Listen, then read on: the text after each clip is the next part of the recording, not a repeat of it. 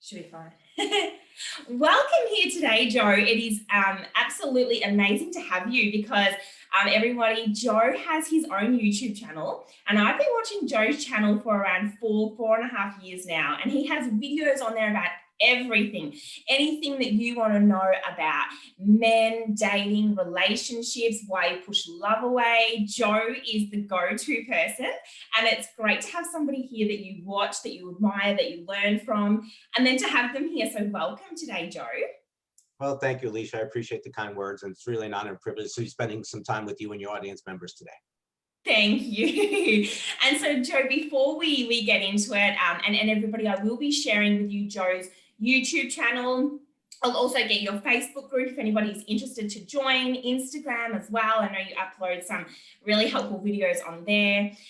So before we get into it, I have a fun question for you, which is something new that I'm starting, which is, if you were to give one tip or one word of advice to have a loving and long-lasting relationship, what would that be? Wow, you know what? That's a great question. I think my knee-jerk response to that would be, first, take responsibility for the role that you've played in your past. Now, let me preface this by saying, because a lot of times people, when you say that, go, but you don't understand, Joe. You don't understand how I grew up. You don't understand what my ex did to me. You don't understand all the guys that broke my heart. So I'm not saying that none of that is true. Okay. So the people who have hurt you, who have affected you adversely, negatively, they definitely contributed to what you've experienced. But if you get really honest and take a good look in the mirror, there is a role that you played in this to some degree. And that's not meant to blame you. It's really meant to set you free. You know, there's an old expression here in America, the truth shall set you free. Like, because once you understand that, you know what, yes, that hurt me, but I've been holding on to that hurt. I've developed a mechanism to protect myself from getting hurt again. I've developed a personality where I'm going to, kill or be killed. I'm going to attack you and not allow you to hurt me. And I'm going to go on the defensive. And until you get to that truth and identify those automatic behaviors, then you're going to keep looking outside for the answer when it's kind of like it's always been starting with you. So that would be the advice that I would start with. And I love that because, and that's what it is as well with your videos. You are very practical and in with how life works, but also taking accountability for who you are as a person. And with those two things put together creates wonderful relationships. So I love your answer. Thank you. That was a good one. Great one, actually. I appreciate it. And that's just my straightforwardness. That's how I grew up, is like, just, see it for what it is. Don't see it better than it is. Don't see it worse than it is. Get to the truth. Because once you get to the truth, then you can decide what you want to do from there. Yeah. Wonderful. So, yeah. And so everyone, our topic today that we're going to be talking about is we're going to be teaching you how you can identify between a boy that you might be dating and a man. And so the first question to lead into that is, what does a boy or a man mean when we're talking about that in terms of relationships or dating? Sure. So great question. So we have to kind of look at it like this. There's two types of guys out there. There are what I call the boys, and then there are the men. And so how I came up with, obviously we all know there are boys and men out there, but how this kind of clicked for me is I was talking to a client one time, and she was talking about her boyfriend at the time and how selfish he was and how he wouldn't get off, in her words, he wouldn't get off his ass. And he just was emotionally unavailable. Like, she's like, I don't understand.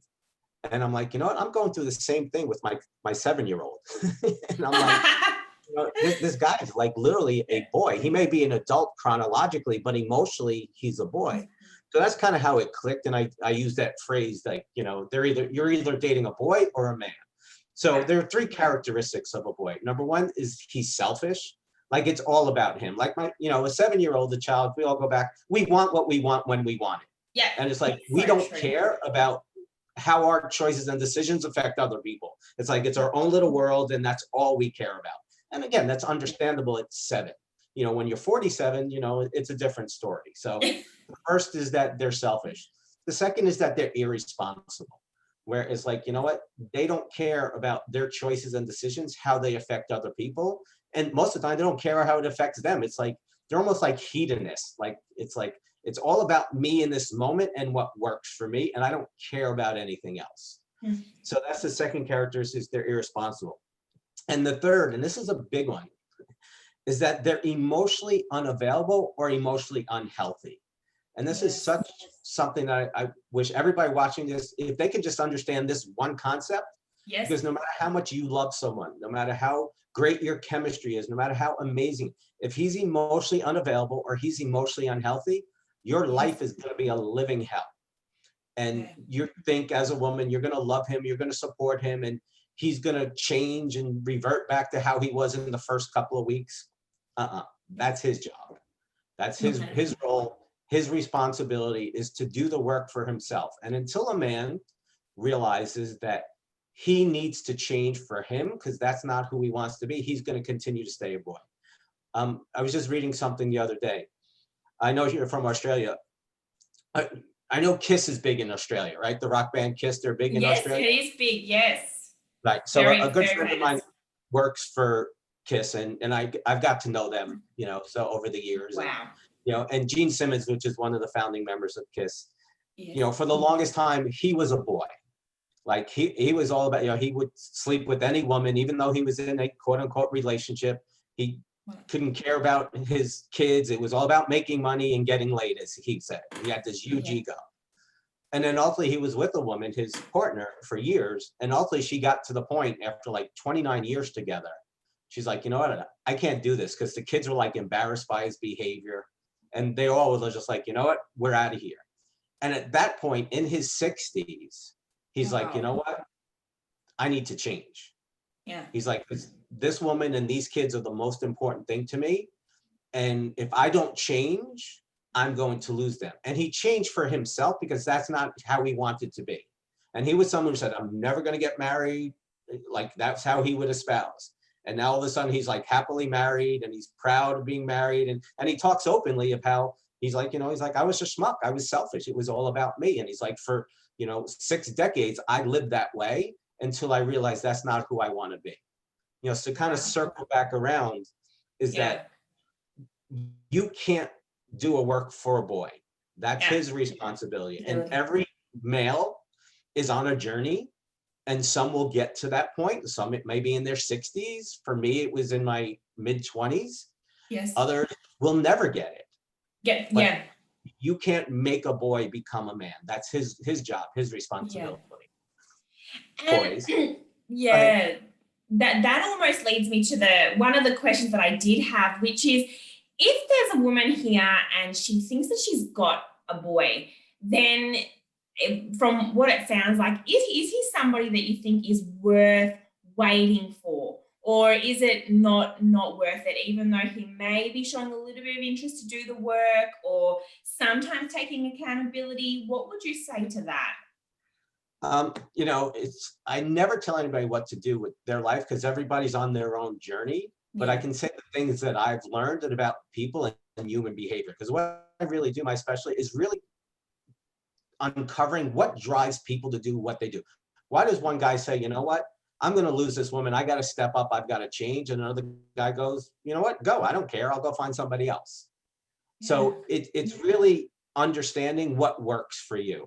In my journey, I was with the equivalent of a boy, which girl, right, who is emotionally unavailable, who I thought if I just loved and I just support her, because she had a lot of issues with her upbringing and her dad and insecurities and all that. And she was a wonderful, wonderful person. She worked with people who were brain injured. And so she had this big heart, and that's what I saw originally. But then her insecurities, her fears came up, and it made my life a living hell. And I thought, hey, if I just loved her and I just supported her and gave her what she never had, she would see the light. And she was telling me she wanted that. The problem is she wasn't doing her work. Wow. And so after that, I said, you know what?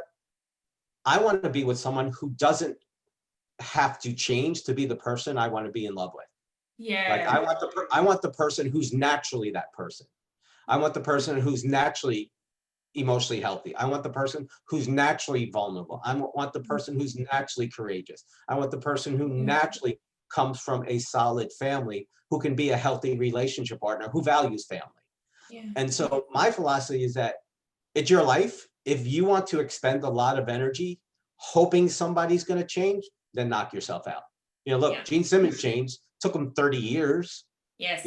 If you want to be with a guy and invest 30 years of your life hoping that he's going to change, then knock yourself out, because it's your journey.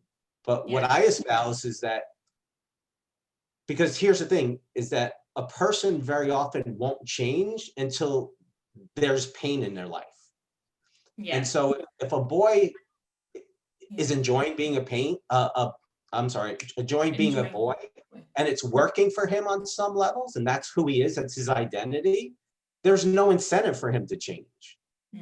So very often just walking away and saying, no, that doesn't work, will give that boy the opportunity to go, uh-oh, you know what?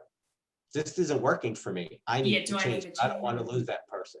So my philosophy is if you want to stay with someone and cross your fingers hoping they'll change, knock yourself out. But my advice is simply go find the person who naturally is a man and who can naturally give you what you want in a relationship. Because one of the things that blows my mind, everybody talks about getting a guy and catching a guy. Yeah. But what happens once you get him? Right? There's this thing called life. Right? There's pandemics, there's financial, there's health issues, there's family issues. And if you don't have the right partner by your side, then ultimately the stuff that life throws at you is going to create cracks in your relationship. And ultimately it's going to destroy if you don't know how to communicate and work together. So, it blows my mind, because it's, you see so many things out there. Get a guy, catch a guy, wear this, say this, do this. And it's like, wonderful. What happens? He's going to be another boy. Yeah. And are you getting him on the right terms as well? Are you being yourself when you are getting the guy, and later on as well, how are you being with him? You're that person that you were in the beginning. And as you said with your previous partner, how I guess you would say, cracks start to come through as time goes on if you're not being your authentic self.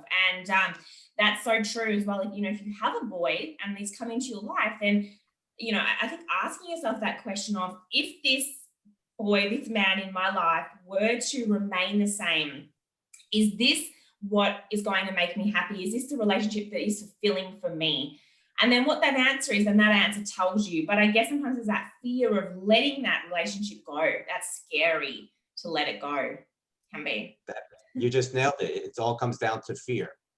Is because if I walk away from this boy, and because this boy is working for me on some levels, maybe it's filling up a void of being lonely, maybe some attention, maybe the sex is great, whatever it may be. If I walk away, I may find it, and I might not find anything better. Like, this may be the best I'm going to get. So a lot of people unfortunately settle, which is sad, because it doesn't have to be like that. Yeah. Very well said, Joe. And what do you think that we can tell the women for the quickest way for them to identify, is he a man or is he a boy? I know you said the three main things that he will be, irresponsible, selfish. Is there anything else that you can add to that where she can try and identify what he is early on? Yeah, I think the biggest thing is that, is he generally interested in you as a person? Let's be honest, guys, very often are very physical creatures, and they go the sex route. And for a lot of guys, that's what it's about. And even the guys who are men, that's an important part of a man, right? But is he interested in you outside of the bedroom? Is he including you in his life? Does he want to spend time with you? Does he want to go on vacation? There's this thing, and I hear it all the time. It's another one of these things that blows my mind. It's like, you got to be friends first. I'm like, I understand the concept of that, but like, I want to be all. When I was with my wife, I wanted to be friends. I wanted to be lovers. I wanted to be partners. I wanted to be adventure buddies. Like, I wanted it all. I didn't just want to be friends. And so it's a matter of understanding, is he interested in you for more than just what's in your pants? Like, does he say, like, hey, let's go grab dinner? Does he make time for you? Does he make you a priority? The old expression, actions speak louder than words. Yeah. Just pay attention. It's really our emotions, as you said earlier, that fear just make this so much more difficult than it needs to be. Yeah. And is he showing you that time? One of the things I've heard as well, how much time does he give you on his weekends, on his valuable times? Or is he just giving you time like on a late evening when he's maybe coming home from a club, coming home from somewhere? He's free at that time, or maybe he needs a ride home, and that's when he tends to contact you. So is he giving you that time that we would maybe deem valuable time, you know, where you can Right. do Well, and other that's things and he's prioritizing you? and that's key because men and women are different. And so we process things, we have different energies, different chemistries and makeups. And so men, because of the way they've been programmed and indoctrinated into the world, just for the most part, think differently than women. And so a woman will say, well, if I was free, I'd call you right away. And the guy's like, you know what? I'll call you, but I'm going to call you later tonight because I wanted to call you when I was free and I had time. Where a woman's like, yeah, but you could have called me in the afternoon. He's like, don't make it mean anything more than that. And Yeah. so I think, when a man is showing you that being with you is a priority in his life, like Yes. my wife never, when we were first, she never had to question if I wanted to be with her, if I wanted to spend time with her, if I was going to include her in my life. Like we were dating 2 months. We met in September. Um, that November, I spent Thanksgiving with her family. She spent Wow. Christmas Eve. That following Christmas Eve with my family. I spent Christmas Day with her family. That New Year's, we flew out to LA to Beautiful. spend New Year's together. And it was just as natural. Like none of us thought, am I moving too fast? Am I moving too slow? I got to play games. There was no, we were just authentically being our true self, but both of us knew that we were genuinely interested. But we also had lives outside of each other. It wasn't like this Yes. unhealthy relationship where my world revolved around her and her world revolved around me. That's one of the things that attracted me to her, is because she had her own life. She had her own friends. She had her own interests. And she wasn't one of those women that I need a man to complete me. She was looking Yes. for the right guy to complement her. And that's what I found to be very attractive. Wow, beautiful. And you guys are a real wonderful couple together. I love seeing your photos. And you've been married for many years. And so I am really grateful to have had you on here to give your words of advice and your wisdom. Thank you so much, Joe, for your time. And it would be great to have you back here. Some of the things you've mentioned today we could go on a really wonderful conversation about. And thank you so much for today. Oh, it's my privilege, Alicia. And I hope, everybody got at least one nugget from this that they can use Yeah. to go make their life better. Yeah.